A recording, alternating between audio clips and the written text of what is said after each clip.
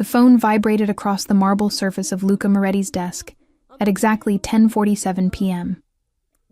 He didn't flinch.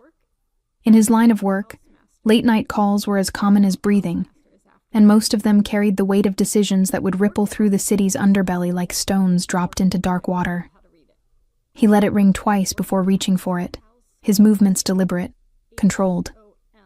The number was unfamiliar, but that meant nothing. People found ways to reach him when they needed to. "Moretti," he answered, his voice carrying the kind of authority that didn't need volume to command respect. There was a pause on the other end, the sound of distant sirens bleeding through the line. Then a voice, professional but strained. "Mr. Moretti, this is Officer Keene from the 12th Precinct. I'm calling regarding an incident on Brooklyn Avenue. A woman was involved in a motor vehicle accident approximately 30 minutes ago. Before she lost consciousness, she asked us to contact you." Luca's expression didn't change, but something shifted behind his dark eyes. The city had taught him to expect anything, but this wasn't on the list. "Name?" "Nora Blake, sir. She's being transported to Mount Sinai, Brooklyn as we speak. The injuries don't appear life-threatening, but she was insistent about us reaching you before the ambulance left." The name hung in the air between them like smoke. Nora Blake. 2 years. It had been 2 years since he'd heard that name, since he'd seen those sharp green eyes across a table in a coffee shop that was too bright and too public for the kind of conversation they were having. She'd been a journalist then, one with enough guts to request an interview with a man most people only whispered about. Not for a crime piece, she'd said. For a profile. She wanted to know who Luca Moretti was when he wasn't being the shadow that moved markets and men. He'd agreed, because she'd asked without trembling, without the usual fear that preceded most interactions he had with civilians. She'd sat across from him with a recorder between them, and asked questions that made him reconsider answers he'd been giving himself for decades. Questions like whether power was worth the loneliness it demanded, whether he remembered what it felt like to trust someone, whether he slept well at night. The piece had run in a small but respected publication. It had been fair, uncomfortably perceptive, and it had painted him as something more complex than a villain or a hero, just a man who'd made choices and lived with them. 2 weeks after publication, she'd disappeared from the journalism scene entirely. Rumors said she'd taken a position in public relations. He knew better. She'd left because publishing that article had put a target on her back, and she'd been smart enough to recognize it. Now she was in a hospital, and she'd called for him. Luca stood, buttoning his suit jacket with one hand while keeping the phone pressed to his ear with the other. "I'll be there in 20 minutes. Make sure she's not left alone until I arrive." "Sir, I'm not sure I have the authority to—" "You do now." He ended the call. The drive to Mount Sinai, Brooklyn took exactly 18 minutes.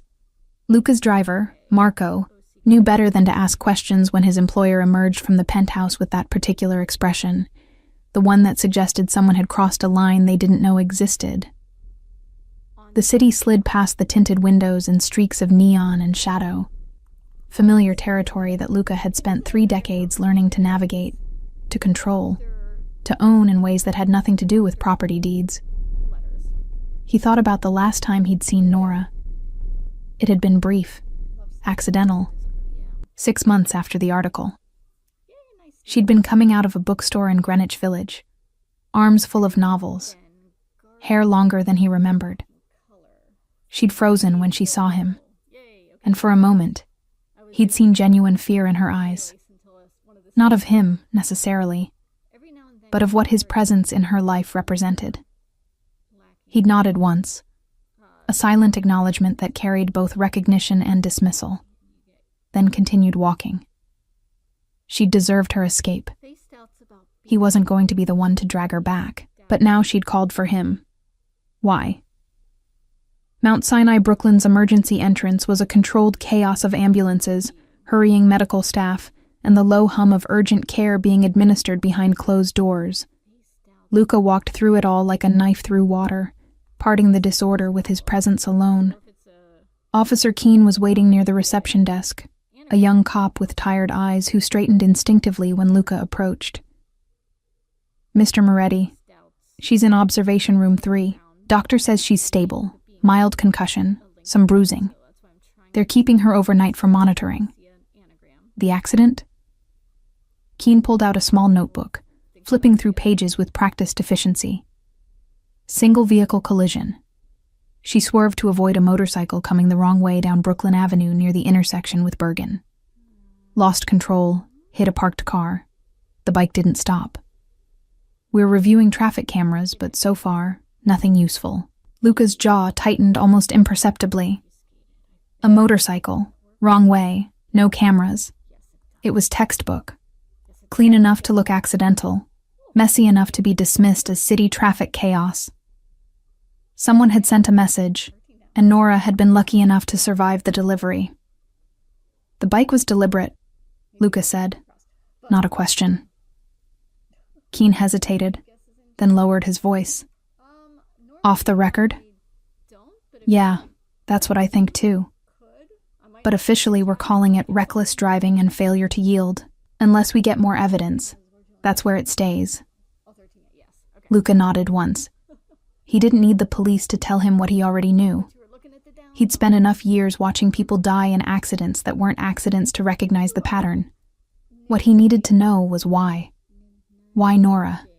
And why now? After 2 years of silence. He found her in observation room 3, behind a curtain that offered the illusion of privacy in a space designed for efficiency over comfort. She was awake, propped against thin pillows, her left arm wrapped in bandages, a small cut above her eyebrow held together with surgical glue. She looked smaller than he remembered, more fragile, but her eyes, those sharp green eyes, still carried the same intelligence that had made her dangerous in the first place. She saw him standing in the doorway, and something flickered across her face. Relief, maybe, or resignation. "You came," she said, her voice rough but steady. "You asked," Luca replied, stepping into the room and letting the curtain fall closed behind him. They stared at each other across the small space, two people who'd shared one meaningful conversation years ago, and then deliberately stayed apart. The silence stretched, filled with questions neither of them knew how to ask yet. Finally, Nora broke it. "I know this is insane. I know you probably have 100 better things to do than show up at a hospital for someone you barely know. But when they asked if there was anyone they should call, your name was the only one I could think of that felt safe." Luca pulled the single chair closer to her bed and sat, his movements economical and controlled. "Safe is not a word people usually associate with me."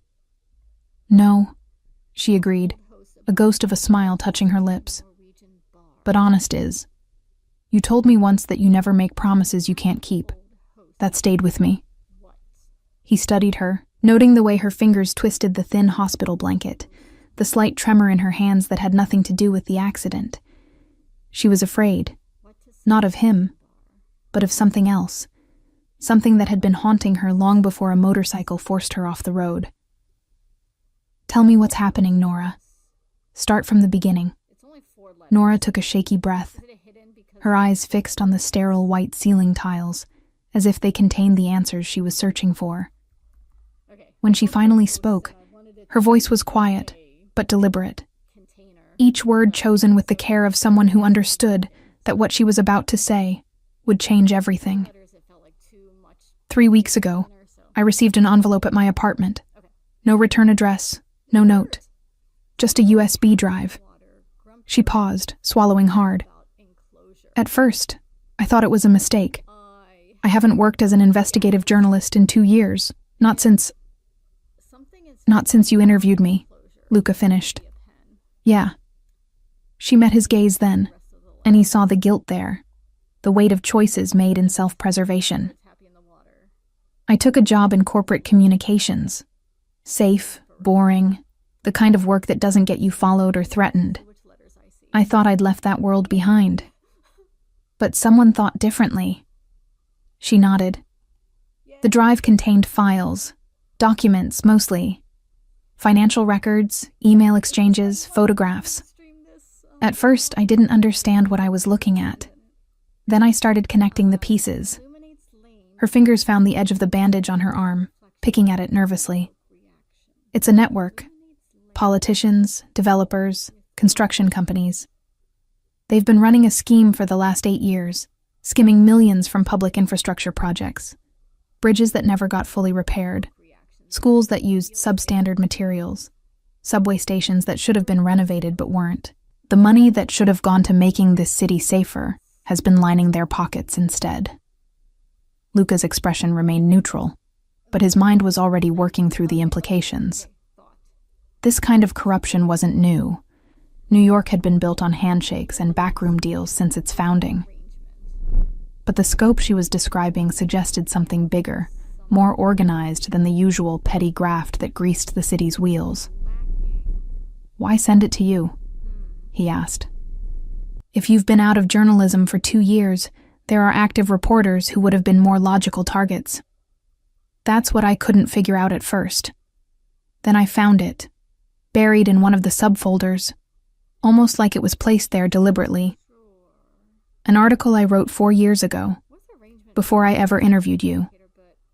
It was about waterfront development in Red Hook, how certain projects seemed to get fast-tracked through approval processes while others languished. I didn't have enough evidence to name names back then, but I had suspicions.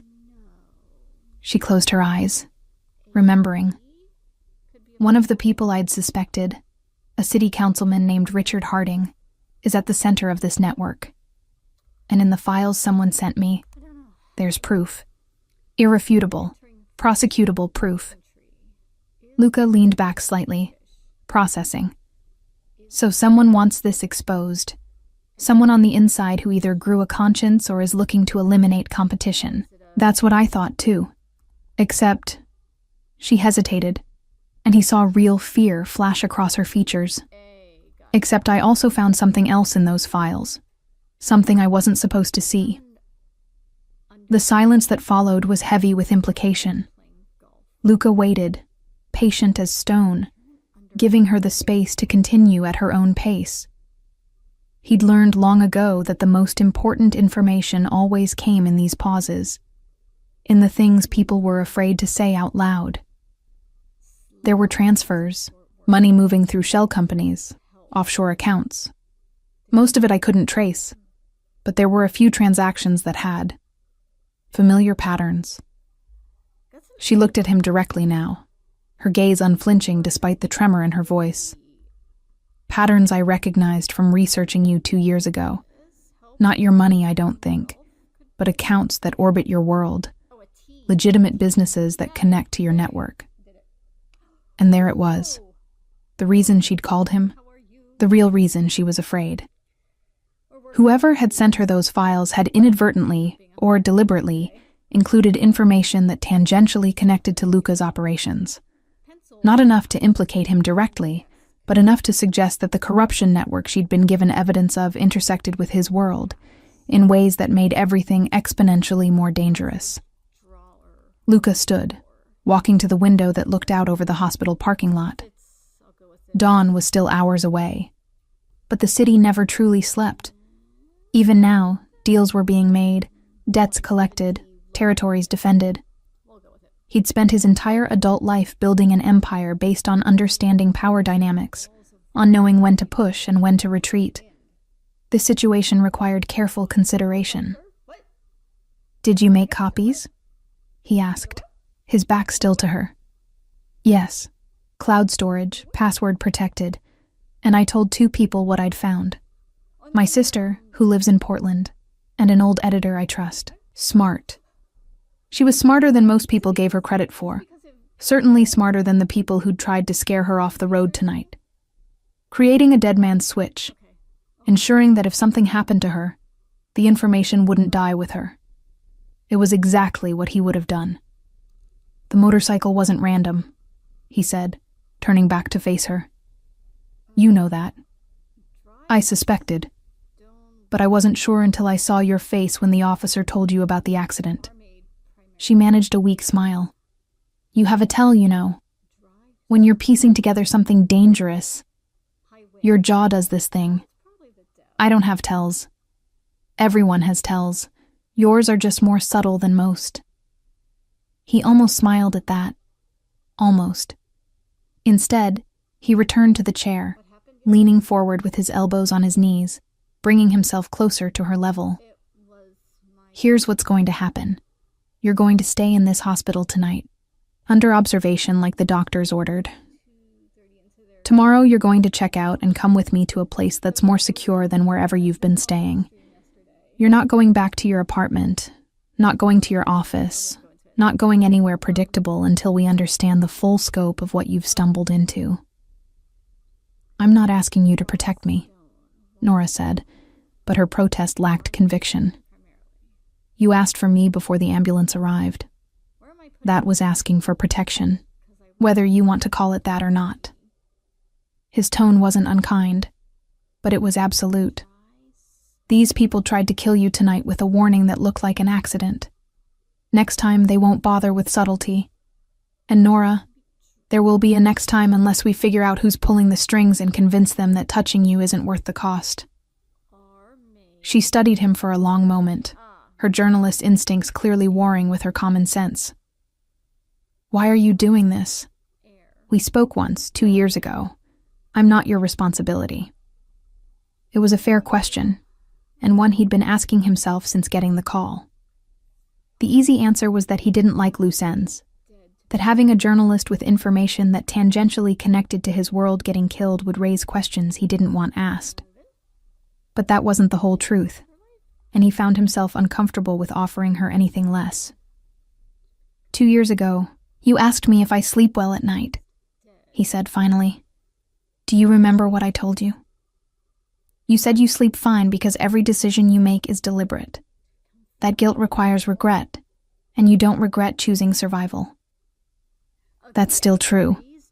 But you also asked me something else, off the record, after the interview ended. You asked if there was anything I wished I could have done differently. One thing I'd change if I could." Nora's brow furrowed, trying to remember. "What did you say?" "I said I wished I'd been better at protecting the people who didn't ask to be involved in my world. The ones who got caught in the crossfire just by being in the wrong place at the wrong time." He held her gaze, letting her see the weight of that admission. "You wrote something dangerous 2 years ago because you were good at your job. You left that job because my world touched yours, and it scared you enough to walk away from what you loved. Now someone's trying to kill you, and while I didn't cause it directly, the edges of my world are close enough to what you found that I can't pretend I'm not involved. So this is guilt. This is responsibility. There's a difference." The curtain rustled, and a nurse poked her head in, her expression professional but pointed. "Mr. Moretti, visiting hours ended 2 hours ago. I've been giving you leeway, but Ms. Blake needs rest." Luca stood, smoothing his suit jacket. "I'll be outside. Officer Keene will remain at the door until morning. No one comes in without hospital ID, understood?" The nurse nodded, having clearly dealt with enough demanding family members to recognize when to pick her battles. As Luca moved toward the exit, Nora's voice stopped him. "Luca?" He turned back. "Thank you for coming, for all of this." He nodded once, a gesture that conveyed acknowledgement without sentimentality. Then he was gone, the curtain falling closed behind him.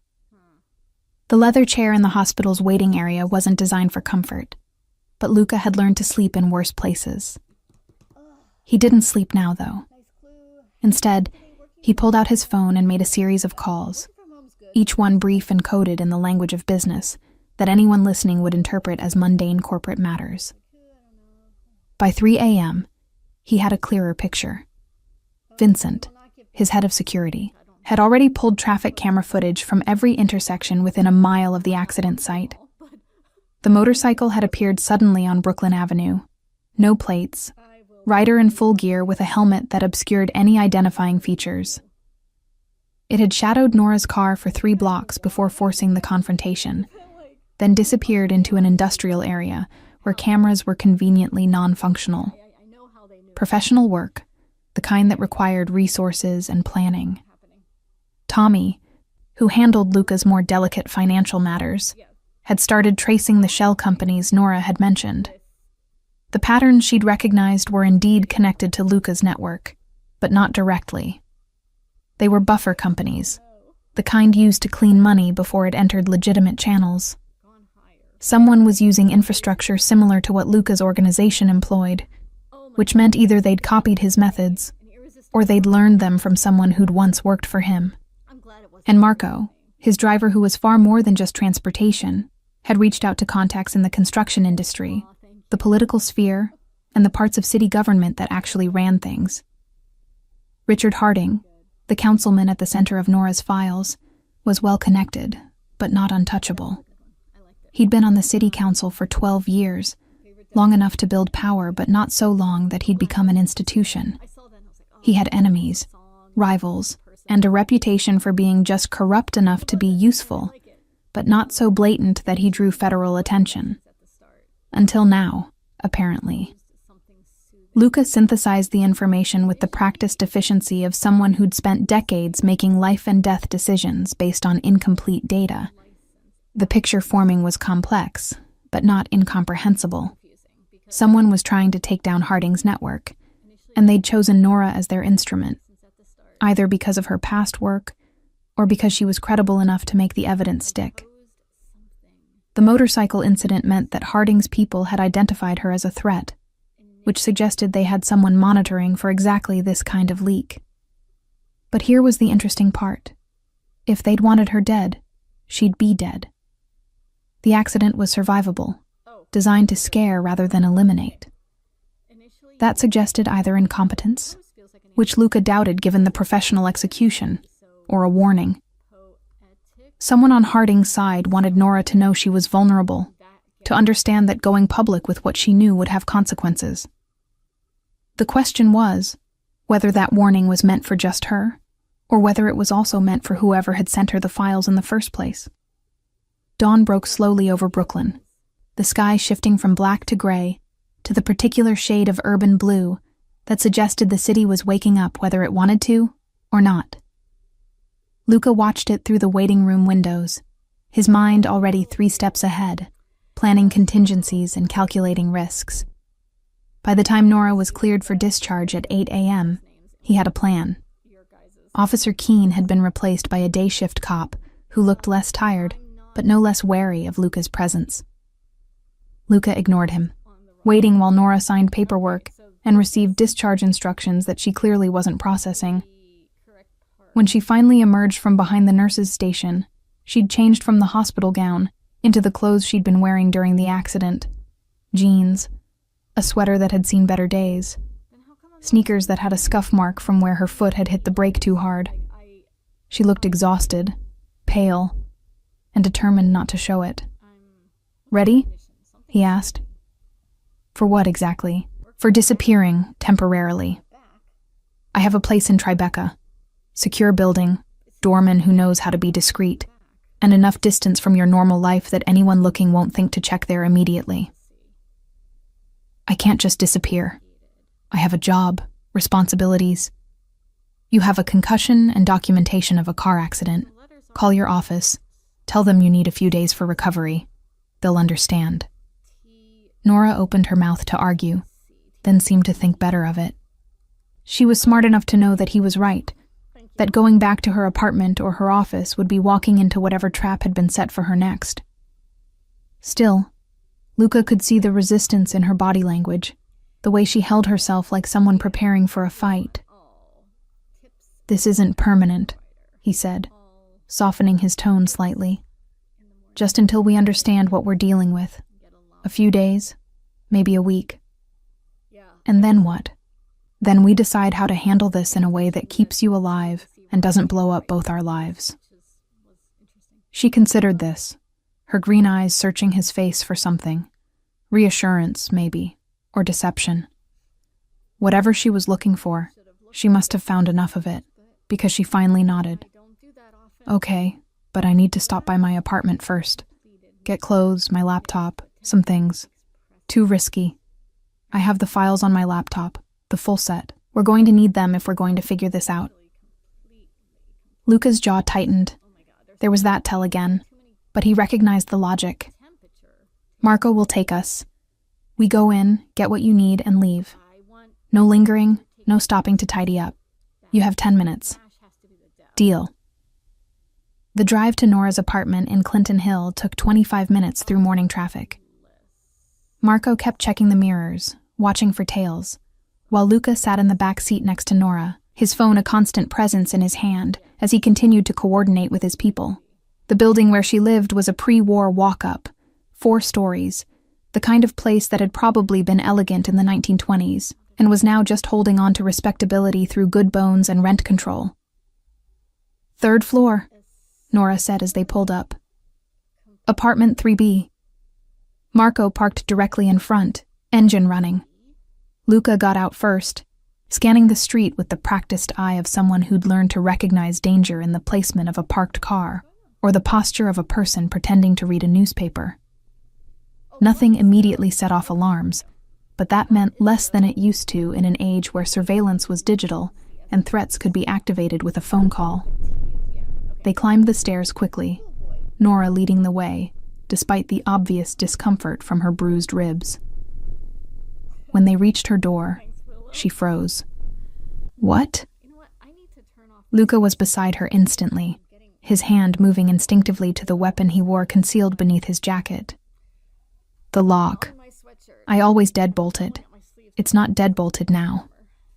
He gently moved her behind him, pressing her against the hallway wall. "Stay here. If someone's in there, then they're about to have a very bad morning."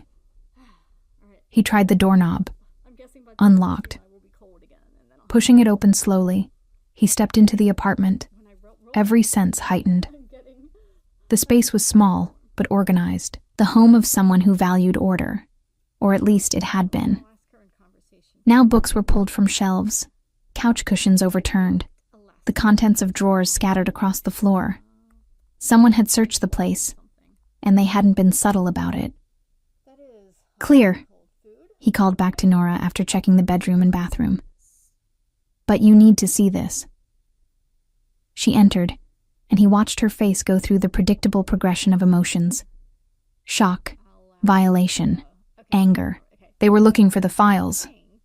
Obviously. Did they find them? "No. I keep my laptop with me." She pulled her messenger bag closer, protective. "Always."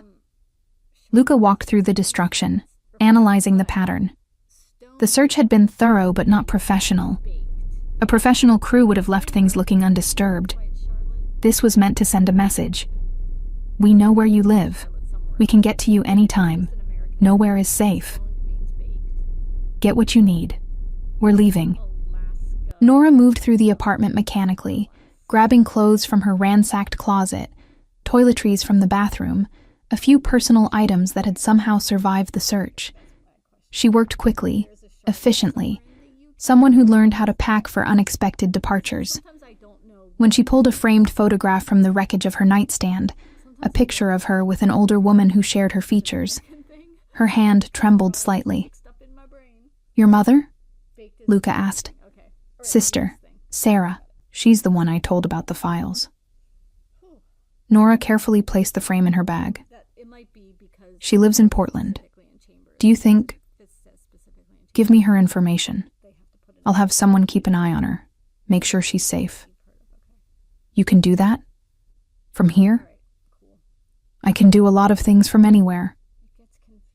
They were back in the car within 15 minutes, the Manhattan skyline growing larger through the windshield as Marco navigated traffic. Nora sat silently, processing everything that had happened in the last 12 hours.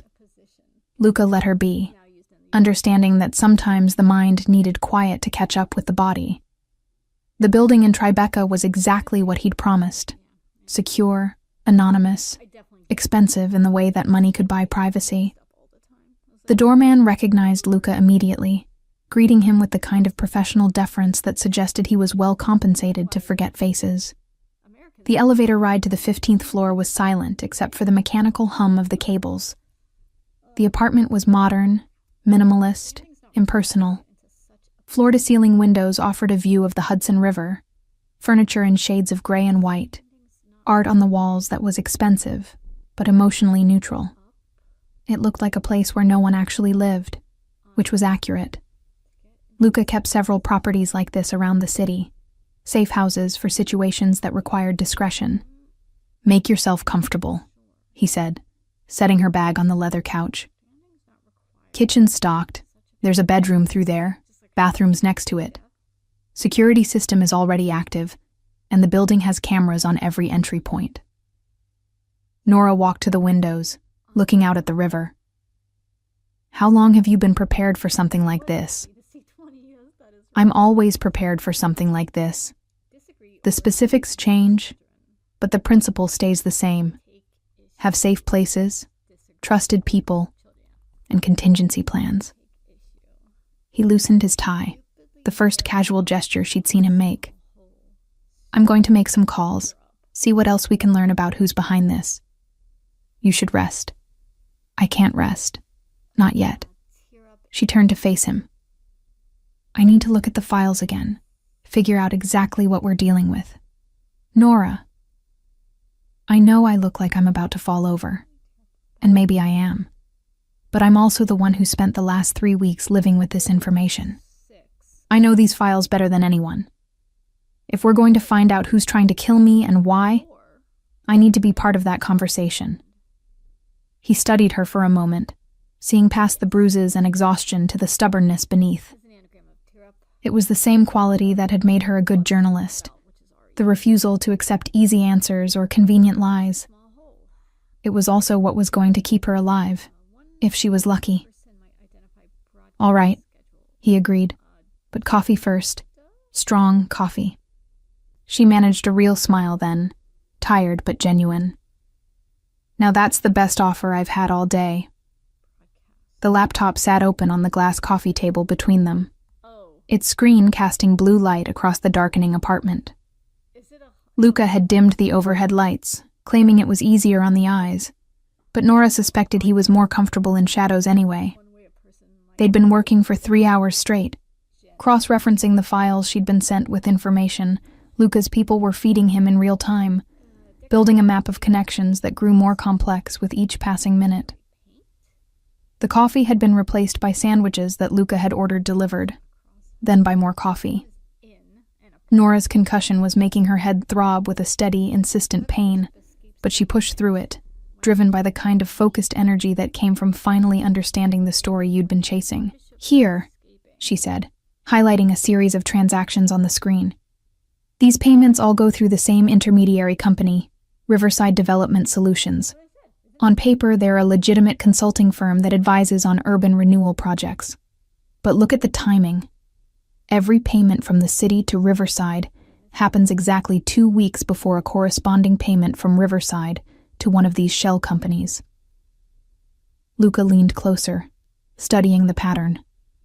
Riverside receives contract payments from the city for consulting work that probably never happens, or is significantly overvalued. Then they filter that money through shells before it ends up in personal accounts. Classic laundering, just dressed up in development language. "Right, and Riverside's CEO is Michael Chen." Luca's expression darkened. "I know Chen. He used to work in legitimate development, made his money rebuilding properties in Queens after the housing crash. Then he started moving into more creative ventures. Creative meaning illegal? Creative meaning he learned that building things was harder than taking credit for other people's work." Luca pulled out his phone, typing a quick message. "If Chen's involved, this is bigger than just Harding and his council connections. Chen has relationships with people in my world, not my organization specifically, but adjacent to it. He's the kind of businessman who thinks having dinner with dangerous men makes him dangerous." Nora scrolled through more files, her fingers moving quickly across the trackpad. "So who sent me these files?" If this network includes people from your world, people who probably don't appreciate exposure, why risk leaking it? That's the question, isn't it? Luca stood, walking to the windows. The sun was setting over the Hudson, painting the water in shades of orange and purple that would have been beautiful if he'd been paying attention. Someone inside wants out, or wants someone else out. The information is too detailed, too specific to be an outside hack. Whoever compiled these files had access to internal communications, knew where the bodies were buried. A whistleblower, or someone positioning themselves to take over. In my experience, moral outrage is rarely the motivation for this kind of betrayal. It's usually ambition, or fear. He turned back to face her. Tommy's been tracing the shell companies on your list. 3 of them dead-end in the Caymans, standard practice. But 2 of them, the ones connected to Riverside, those trace back to a bank in Delaware that has some interesting clients. Interesting how? Interesting in that the bank's primary investor is a firm owned by Victor Castellano. The name hung in the air like a stone dropped into still water, ripples spreading outward. Nora's journalistic instincts immediately flagged it as significant, even though she wasn't sure why. Should I know that name? Probably not, unless you've spent time investigating organized crime families in New York. Victor's old guard, been in the game since the 80s. He's not flashy, doesn't make moves that draw attention, but he controls significant territory in the city's construction industry. Has his hands in unions, material suppliers, waste management, all the infrastructure that keeps buildings going up. So if you're running a scheme involving city construction contracts, you'd need Victor's permission, or at least his cooperation. Nothing moves in this city's construction world without someone like him knowing about it. Luca's phone buzzed, and he glanced at the screen, his expression tightening. Vincent just sent me something. The motorcycle that forced you off the road. They found it. Abandoned in a warehouse in Sunset Park, wiped clean. But the VIN traces back to a rental company that Victor's nephew owns. Nora felt her pulse quicken. So Victor's people tried to kill me? Or wanted it to look that way? Or were hired by someone else who wanted to point attention in Victor's direction? Luca rubbed his jaw, thinking, this is getting complicated. It was already complicated. No, it was dangerous. Now it's complicated, which is worse. Nora saved her work and closed the laptop, leaning back against the couch cushions. Her head was pounding, and the adrenaline that had been keeping her alert was starting to fade, leaving exhaustion in its wake. So what do we do? If this connects to organized crime families, we can't just go to the police. The files might be evidence of corruption, but they're also evidence that could get a lot of powerful people arrested, including people who won't hesitate to kill to protect themselves. We need leverage, Luca said, returning to sit across from her. Right now, whoever sent you these files has all the power. They choose what you see, when you see it, how you interpret it. We need to flip that equation. How? By finding out who sent it and why. Once we know their endgame, we can decide whether to help them, stop them, or find a third option that keeps you alive and doesn't start a war. Nora studied him in the fading light. This man who'd walked into her life 2 years ago and then walked out just as deliberately, only to return when she needed him most. There was something both terrifying and reassuring about his presence. The way he treated violence as a business problem, threat assessment as a casual conversation. She'd spent 2 years trying to forget that this world existed, trying to convince herself that she belonged in the safe, boring realm of corporate communications. But she'd never quite managed it, had she? Part of her had always missed the dangerous questions, the stories that mattered even when they scared her. Can I ask you something? She said quietly. You can always ask. I'll decide whether to answer. Why did you really agree to that interview 2 years ago? Men in your position don't usually sit down with journalists, especially not for profile pieces that might make them look human. Luca was quiet for a long moment. and Nora thought he might not answer. Then he said, "Do you remember what you said in your email when you requested the interview? Most reporters lead with their credentials, their platform, why I should care about giving them access.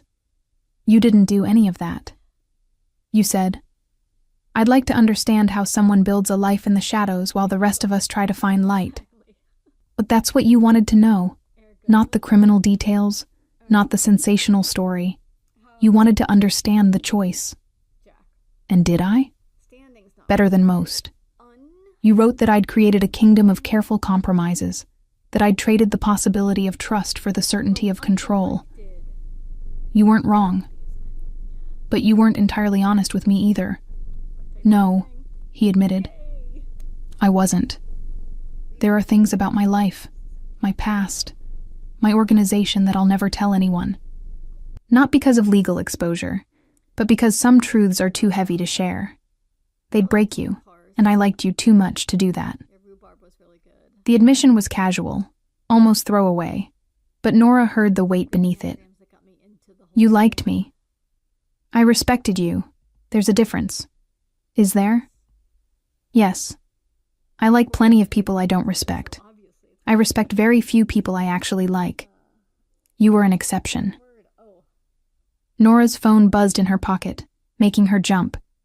She pulled it out, expecting another spam call or automated message. Instead, it was a text from an unknown number. "The files I sent you were meant to help.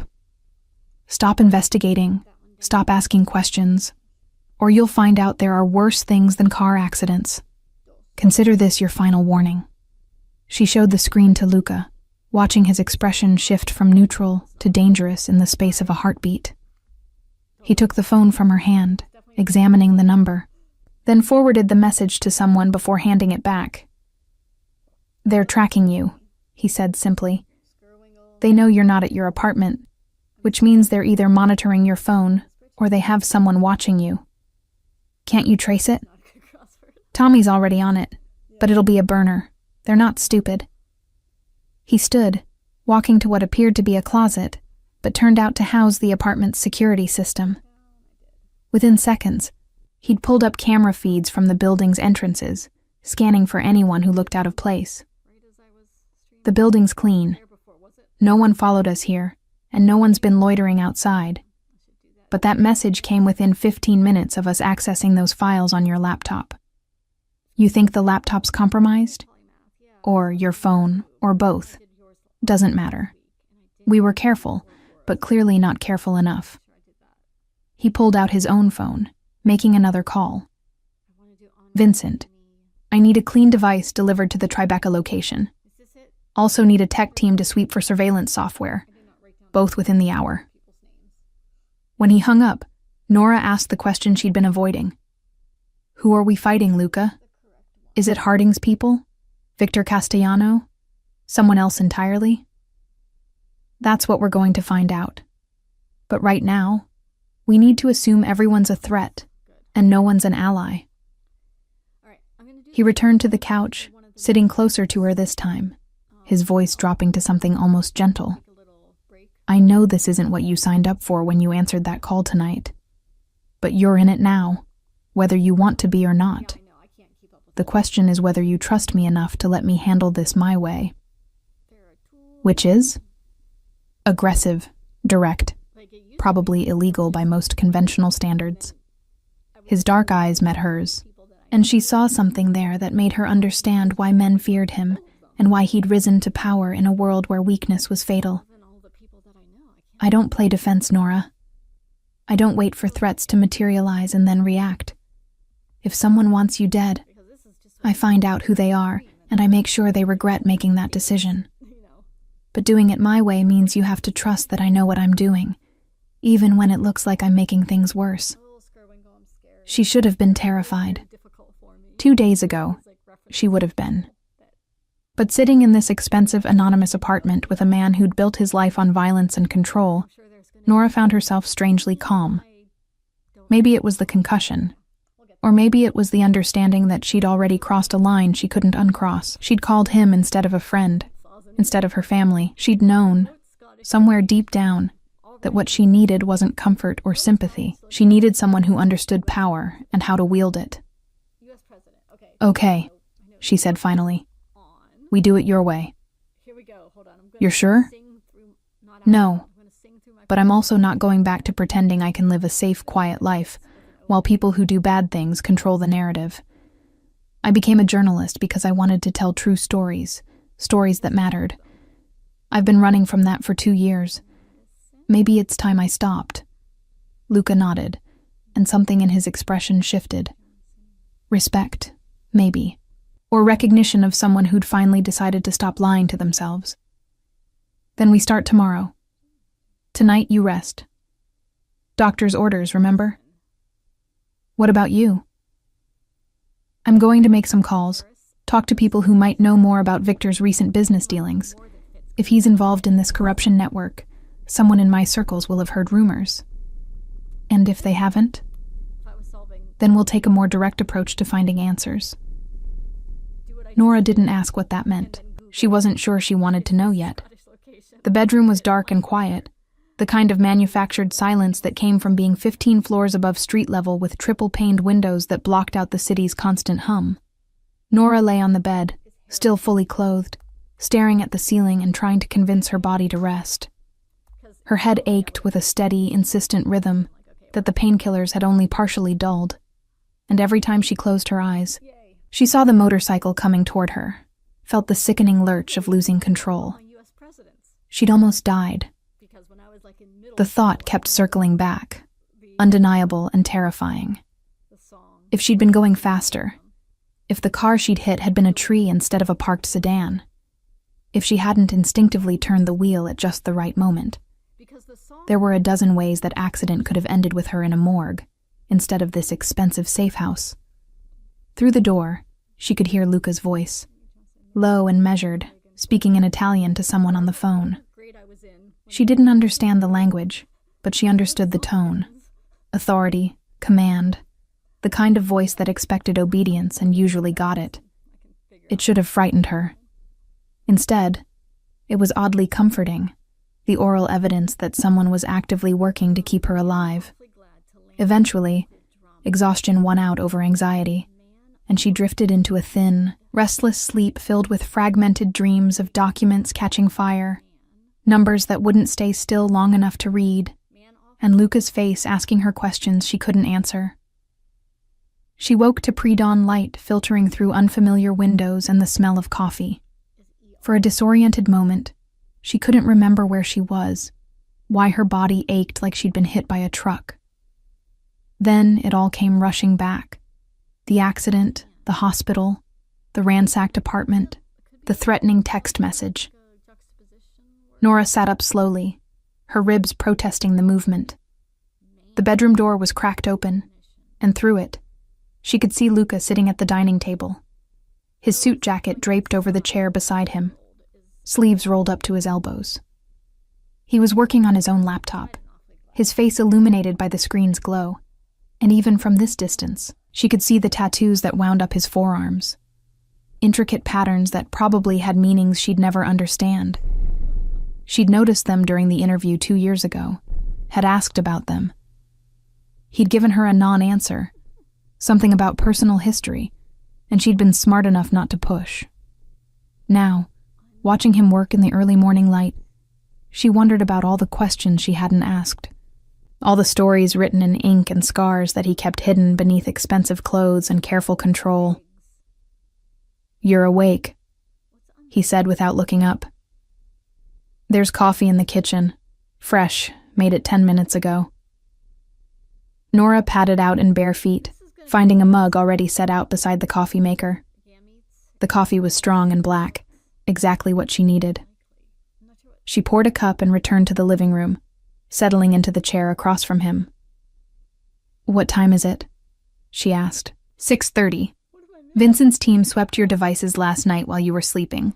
You're right about the laptop being compromised. Someone installed a keystroke logger that's been transmitting everything you type to an external server. Your phone's clean, but they recommended replacing it anyway." Nora's stomach sank. So whoever's behind this knows everything I've accessed, every search I've run, Every file I've opened. For the last 3 weeks, yes. Which is actually helpful. How is that possibly helpful? Because now we know what they know, and we can use that. He finally looked up from his screen, and she saw that he'd been awake all night. There were shadows under his eyes, a tightness around his mouth that suggested he was running on coffee and willpower. I spent the night mapping the timeline of your investigation against external events. Every time you opened a specific file, something happened in the real world. When you first accessed the files about Victor Castellano, one of his legitimate construction businesses suddenly announced a major contract. When you spent 3 hours reading emails about Richard Harding, Harding made an unscheduled trip to Albany to meet with state officials. They were reacting to what I was learning. More than that, they were trying to stay ahead of it, which tells us that whoever's monitoring you isn't just interested in stopping you. They're using your investigation as an early warning system for their own purposes. Nora processed this, her journalist's mind immediately seeing the implications. So the person who sent me the files and the person monitoring my research might not be the same person. Exactly. We have at least 3 players in this game, whoever leaked the information, whoever's trying to keep it buried, and possibly a third party who's using the chaos to advance their own agenda. Luca turned his laptop around so she could see the screen. It displayed a complex network diagram, names and companies connected by different colored lines. This is what I've mapped so far. Red lines are confirmed financial connections. Blue lines are political relationships. Green lines are suspected criminal ties. The diagram was dizzying in its complexity.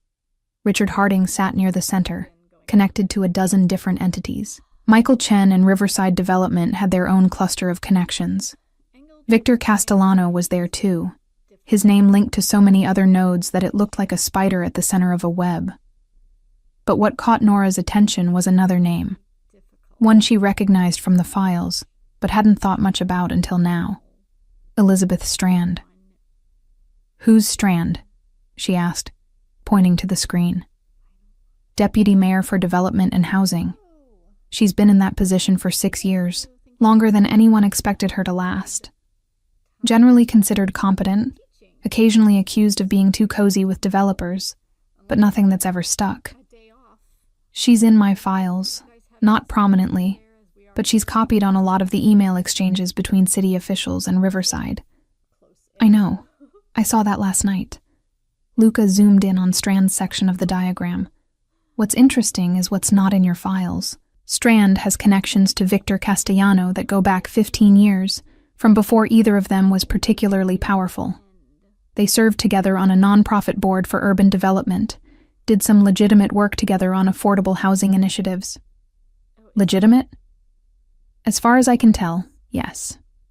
Which makes her either very clean or very good at hiding the dirt. He closed the laptop, leaning back in his chair. I have a theory, but you're not going to like it. I haven't liked anything about this situation so far. Try me. What if Strand sent you the files? Nora nearly spit out her coffee. The deputy mayor? Why would she expose her own corruption network? Because maybe it's not her network. Maybe she's been watching Harding and Chen and the others operate for years, gathering evidence, waiting for the right moment to burn it all down. Luca stood, walking to the windows. The sun was rising over Manhattan now, turning the glass towers into spires of gold and fire. Politicians at her level don't last by being passive. They last by being strategic, by knowing when to make moves that eliminate rivals and consolidate power. If Strand wants to move up, and everyone at her level wants to move up, she needs to clear the field. Taking down a corruption network that she was never officially part of would make her a hero. It would also eliminate potential obstacles to her advancement. But if she sent the files, why would her people try to kill me? Why monitor my investigation? Maybe they're not her people. Maybe Harding's side figured out what was happening and decided to send you a warning before things got too far. Or maybe... He paused, considering. Maybe Strand sent the files but didn't expect you to dig as deep as you did. She gave you enough to damage Harding, but you found more. You found the connections to Victor, the money laundering infrastructure, the full scope of the operation. That's more than she wanted exposed, because it implicates her by association, even if she was never actively involved. Nora's mind raced, fitting pieces together in new configurations. So the warning wasn't, "Stop investigating the corruption." It was, "Stop investigating beyond what I wanted you to find." That's my theory. But it's only a theory until we confirm it. How do we do that? By setting a trap. We make Strand think you're going to publish everything you found, every connection, every name, every transaction. We put pressure on her to either commit to protecting you, which would confirm she's not behind the threats, or to escalate against you, which would confirm she is. And if she escalates, then I deal with it. The casual way he said it, as if dealing with a deputy mayor who might want her dead was just another item on his morning to-do list, should have been absurd. But Nora was starting to understand that in Luca's world, threats were just problems with specific solutions. He'd spent decades in an environment where hesitation meant death and half measures meant weakness. He didn't think about danger the way normal people did. He calculated risk, assessed resources, and acted with the certainty of someone who'd survived by making the hard choices before anyone else even recognized the choice existed. "Okay," she said. "What's the plan?" "You write an article. A real one. Well-researched, documented, naming names. Everything you found in those files plus everything we've discovered since. But you don't publish it. You send it to Strand first, along with a message that you're giving her 48 hours to comment before it goes public. That's suicide. The moment she knows I have everything documented, she has to make a choice. Either she works with us to control the narrative, or she tries to stop us. Either way, we'll know who we're really fighting. And what about Victor Castellano? If his name is in that article, he's not going to wait 48 hours to respond. Victor's not going to see the article. We're going to make sure of that." Luca's phone buzzed, and he glanced at it. Tommy just confirmed something I suspected. The shell company that received the largest payments from Riverside? It's owned by a holding company that's owned by another holding company that eventually traces back to an entity registered in Elizabeth Strand's maiden name. She's not just covering for the corruption, she's been profiting from it. So she's dirty after all. Everyone's dirty, Nora. The question is whether they're dirty enough to kill for it. He met her eyes, and she saw the seriousness there, the weight of what he was about to say. If we do this, there's no going back. Once we start pushing, people are going to push back, and they're going to push hard. You need to be absolutely certain you want to go down this road, because I can't promise you'll come out the other side the same person you are now. Nora thought about the last 2 years, the safe job she'd taken, the stories she'd stopped telling, the part of herself she'd buried because being brave had gotten too dangerous. She thought about her ransacked apartment, the threatening text message, the fear that had been her constant companion since opening those files. But she also thought about why she'd become a journalist in the first place, the belief that truth mattered, that exposure could be a weapon against the powerful, that someone had to be willing to tell the stories everyone else was too afraid to touch.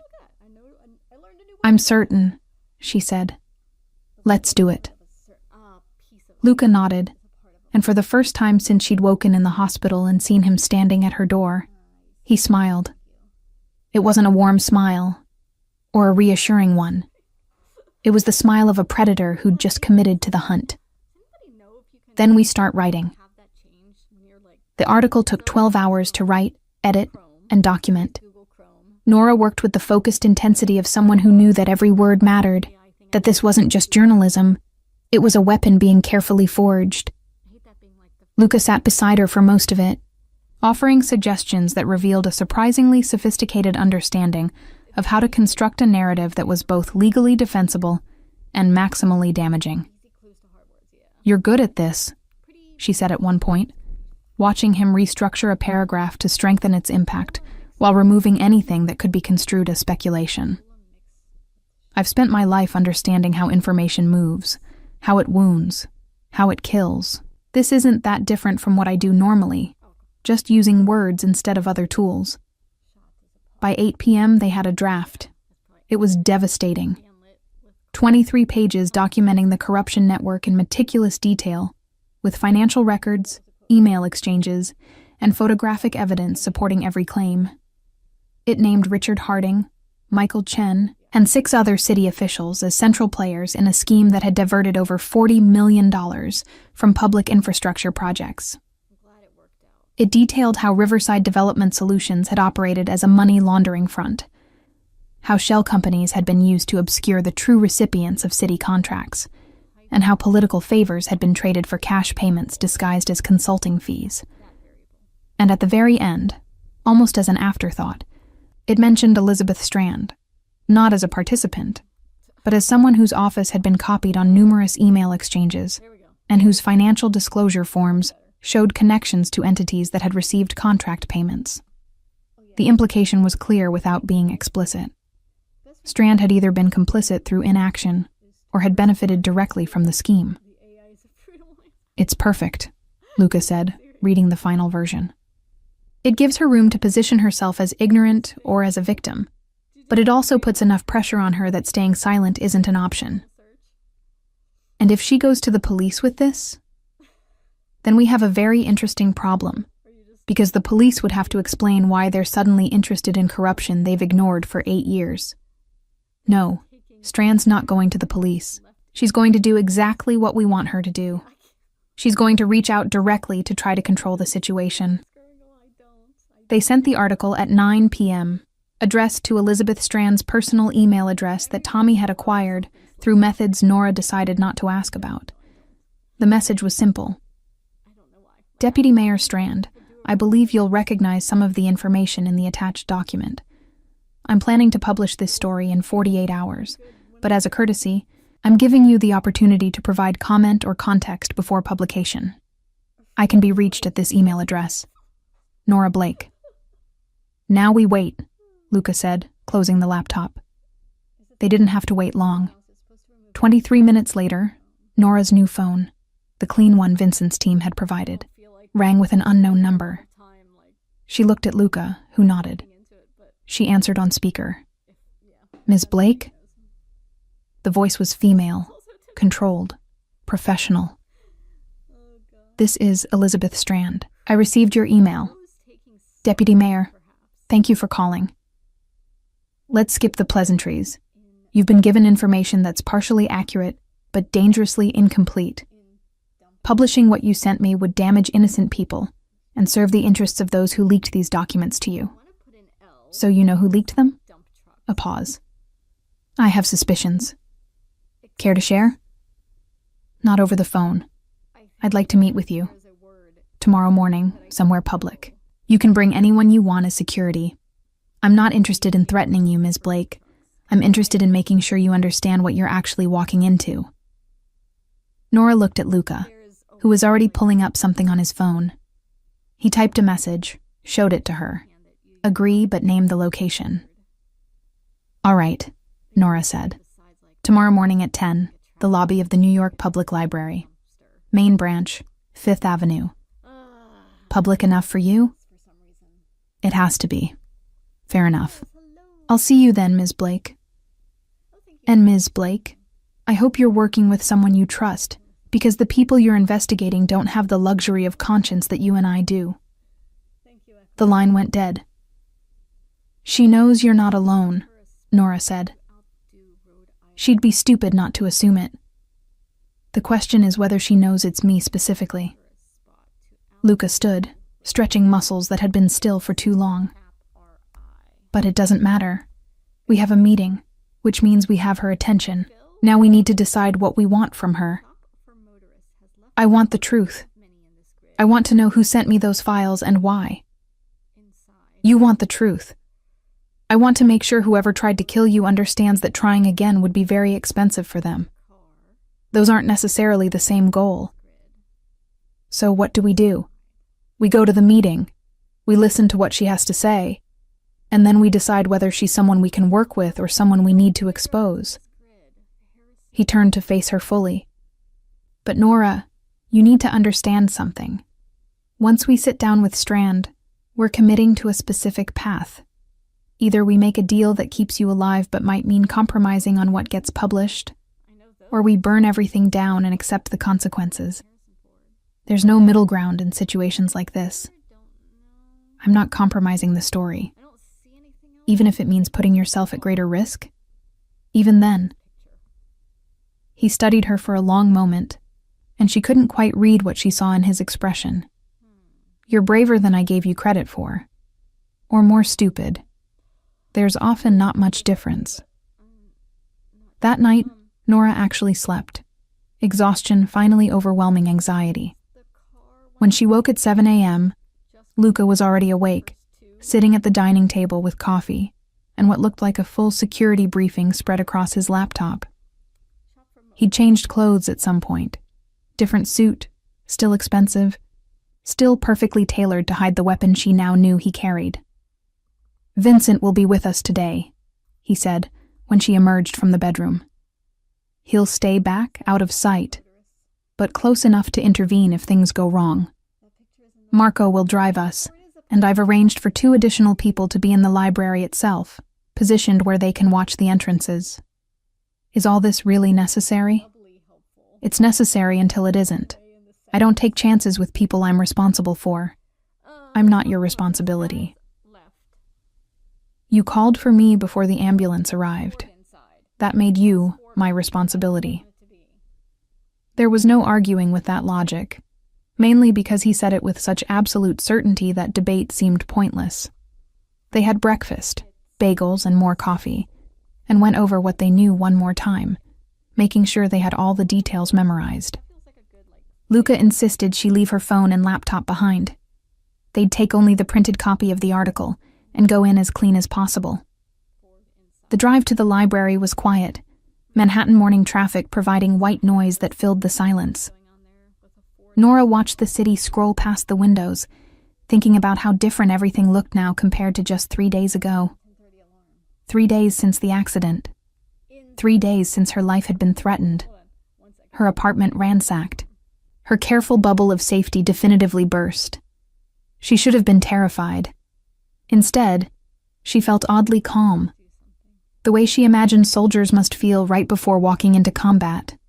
Not unafraid, but accepting of the fear, channeling it into focus. The New York Public Library's main branch was exactly what Nora had hoped for. Crowded, public, full of tourists and students, and people who had no idea they were about to witness a meeting between a journalist, a crime boss, and a deputy mayor conspiring about corruption. They arrived 15 minutes early, claiming a table near the main reading room, where they had clear sightlines to all entrances. Elizabeth Strand arrived exactly at 10 a.m., walking in with the confidence of someone who owned whatever space she occupied. She was in her early 50s, expensively dressed but not ostentatiously so, with the kind of professional appearance that made you think competent before you thought anything else. She saw them immediately, registering Luca's presence with a slight widening of her eyes before her expression returned to neutral. "Ms. Blake," she said, extending her hand. "And Mr. Moretti, I should have guessed you'd be involved in this." "Deputy Mayor." Luca didn't stand, didn't offer to shake her hand, just gestured to the chair across from them. "You wanted to talk. We're listening." Strand sat, placing her own phone face down on the table, a gesture of good faith that probably meant nothing. "Let me be direct. The files you received, Ms. Blake, were sent to you by someone within my own office. A junior aide named Marcus Chen, Michael Chen's nephew.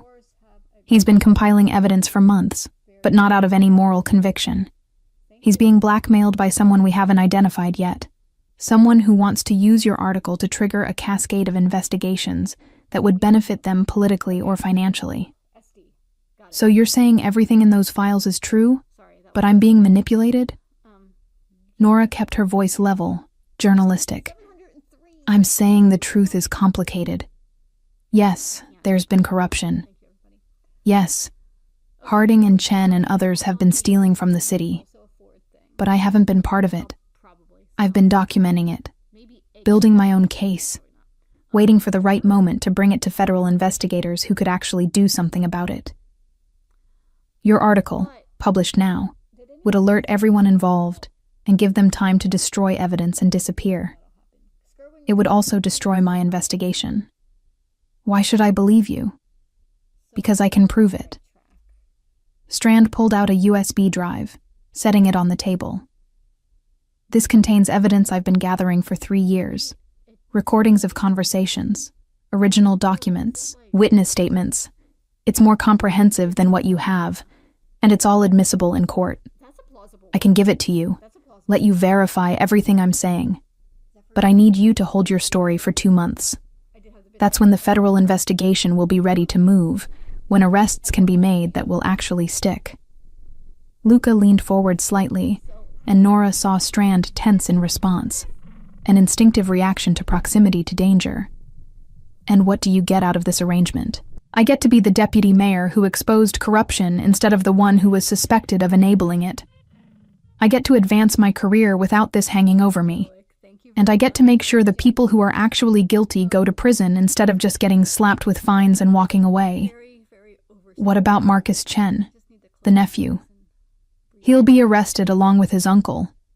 The blackmail won't save him from participating in the cover-up. Strand's expression was hard. I don't protect traitors, Mr. Moretti. I thought you'd appreciate that.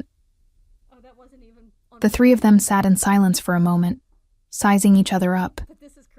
Nora could feel the tension, the unspoken calculations happening beneath the surface of polite conversation. This was a negotiation, but not just about information. It was about power, about who controlled the narrative, about who would win and who would lose when everything came crashing down. I need to verify what's on that drive, Nora said finally. And I need to talk to some of my sources, make sure what you're telling me matches what they know. You have 48 hours. After that, I need your answer. Strand stood, leaving the USB drive on the table. Ms. Blake, I hope you understand that I'm trying to help you. Publishing now would make you a target for everyone involved in this scheme, not just the people who've already tried to hurt you. Waiting gives you protection, federal protection, if necessary. Or it gives you time to clean up loose ends. If I wanted you dead, you'd be dead. The statement was delivered without malice, just fact. Mr. Moretti understands how this works. Sometimes the best way to stay alive is knowing when to be patient. She left without another word, disappearing into the crowd of library patrons. Nora picked up the USB drive, turning it over in her fingers. What do you think? I think she's telling part of the truth, maybe even most of it. Luca stood, scanning the room automatically before gesturing for her to follow. But I also think she's playing her own game, and we won't know all the rules until we're too far in to back out. They returned to the Tribeca apartment, where Luca had Tommy analyze the USB drive for malware before they opened any files. It was clean, surprisingly so, and contained exactly what Strand had promised. Years of carefully compiled evidence, witness statements, recorded conversations. It was the kind of documentation that could bring down not just Harding's network, but 6 other corrupt operations across the city. She's been building a case, Nora said, reading through the files with growing amazement. Not just against Harding, but against everyone. This is incredible. It's also dangerous. If this information exists, people will kill to keep it from becoming public. Luca was reading over her shoulder, his expression thoughtful. She's offering to let you break this story when the time comes. That's not a small thing. So you think we should trust her? I think we should verify everything she gave us, cross-reference it with what we already know, and then make a decision based on evidence, rather than hope. He sat beside her, close enough that she could feel the warmth of him, the solid presence that had become oddly comforting. But Nora, I also think you need to accept that whatever you decide, you're going to make enemies. Powerful ones. People who won't forget that you cost them money and freedom and power. I know. Do you? Because understanding it intellectually and living with it are different things. I can protect you from immediate threats, but I can't protect you from the long-term consequences of burning down people's lives. That's a burden you'll carry forever. She turned to look at him, really look at him, seeing past the expensive suits and controlled demeanor to the man underneath. Is that what you carry? The weight of all the decisions you've made, all the people you've hurt? Every day. And you still sleep well at night? Most nights. But there are some I don't. His dark eyes held hers. You asked me once if I had regrets. I said I didn't, and that was true at the time. But you made me think about it differently. You made me wonder what kind of man I'd be if I'd made different choices. And I'd probably be dead. The world I operate in doesn't reward conscience. It rewards strength, certainty, the willingness to do what others won't. But meeting you reminded me that there are people who choose differently, who have the courage to be vulnerable in a way I never could be. That's worth something. Maybe worth more than what I've built. Nora felt something shift in her chest, a recognition of the moment they were sharing. This wasn't about the investigation anymore, or about the threats against her life. This was about two people who'd collided accidentally 2 years ago, and then deliberately avoided each other, both understanding that whatever existed between them was too complicated to examine closely. Now, forced together by circumstances, they couldn't avoid it anymore. Luca. Her phone buzzed, another message from an unknown number. Enjoyed watching you at the library. Strand's lying to you. The federal investigation doesn't exist. She's trying to buy time to eliminate evidence and witnesses. Publish now, or she'll make sure you never publish anything again. Attached was a photograph. Elizabeth Strand, taken from a distance, meeting with someone Nora didn't recognize in what looked like a parking garage. Luca took the phone, examining the image closely. Tommy, I need facial recognition on this person. Send it encrypted. He looked at Nora. This changes things. Who's sending these messages? If it's Marcus Chen, it's not Chen. Chen's being blackmailed, remember? He's not the mastermind, just the source. Someone else is orchestrating this, using both you and Strand as pieces on a board we can't fully see yet. The phone buzzed again. Tommy's response came fast. The person in the photograph was Victor Castellano's lawyer. Nora felt cold. Why would Strand be meeting with Castellano's lawyer? Either she's dirtier than she claimed, or... Luca paused, thinking. Or she's trying to make a deal. Cut Victor in on whatever arrangement she's setting up with the federal government. Immunity for testimony, maybe. Or reduced charges. Or she's working with him to make sure the investigation never happens. That too. They sat in silence, the weight of uncertainty pressing down on both of them. Every piece of information seemed to contradict the last. Every potential ally revealed as potentially an enemy. Nora felt exhaustion creeping in again, the concussion still affecting her more than she wanted to admit. What do we do? She asked quietly. Luca stood, walking to the windows again. It was late afternoon now, the sun starting its descent toward New Jersey. We do what we should have done from the beginning. We stop trying to figure out who to trust and start assuming everyone's lying. We verify everything, believe nothing, and make our decisions based solely on what we can prove. And then? And then we publish the truth, all of it, regardless of what deals people are trying to make behind the scenes.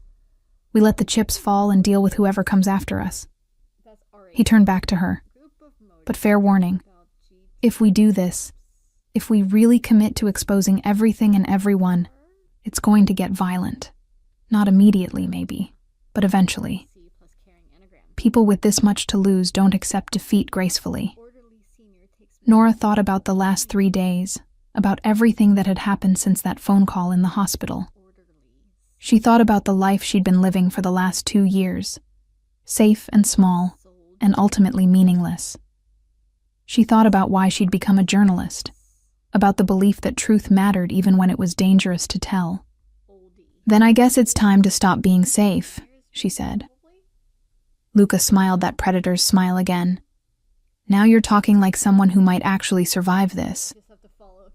They worked through the night, verifying every piece of information from Strand's USB drive, cross-referencing it with the original files, building a complete picture of the corruption network. By dawn, they had something unprecedented, a fully documented, legally bulletproof exposé that implicated dozens of people across multiple levels of New York's government and business infrastructure. It was the story of a lifetime. It was also a declaration of war. At 6 a.m., Nora sent the article to 3 major publications simultaneously, along with all supporting documentation. She'd written a note explaining that she was publishing despite pressure to delay, that she believed the public deserved to know immediately what their officials had been doing with their money and their trust. Then she and Luca waited for the world to explode. It took 4 hours. By 10 a.m., news sites were running the story. By noon, officials were resigning. By 2 p.m., federal prosecutors were announcing investigations. By evening, Richard Harding had been arrested. Michael Chen was fleeing the country, and Elizabeth Strand was holding a press conference claiming she'd been building her own investigation all along. Nora watched it all from the Tribeca apartment, Luca beside her, both of them understanding that this was only the beginning. The story had broken, but the consequences would take years to fully unfold. "Thank you," she said quietly, as the sun set over Manhattan one more time. "For everything. For coming to the hospital. For keeping me alive. For helping me finish what I started." "You called for me," Luca replied, the same words he'd said 3 days ago in that hospital room. "That made it my responsibility." "Is that all it was? Responsibility?" He was quiet for a long moment. "No, it wasn't." She turned to face him, and there in the fading light, surrounded by the fallout of the story they'd just unleashed on the city, Nora Blake and Luca Moretti finally stopped pretending that the connection between them was anything simple or safe or easily explained. Some debts, he'd once told her, couldn't be repaid. Some connections couldn't be severed. And sometimes the person who answered your call in the darkest moment wasn't who you expected. But they were exactly who you needed. The city kept turning, indifferent to their story. But for 2 people who'd found each other in crisis and stayed together through chaos, everything had changed. Not into something easier, but into something real. And in a world built on lies and careful compromises, real was the most dangerous thing of all.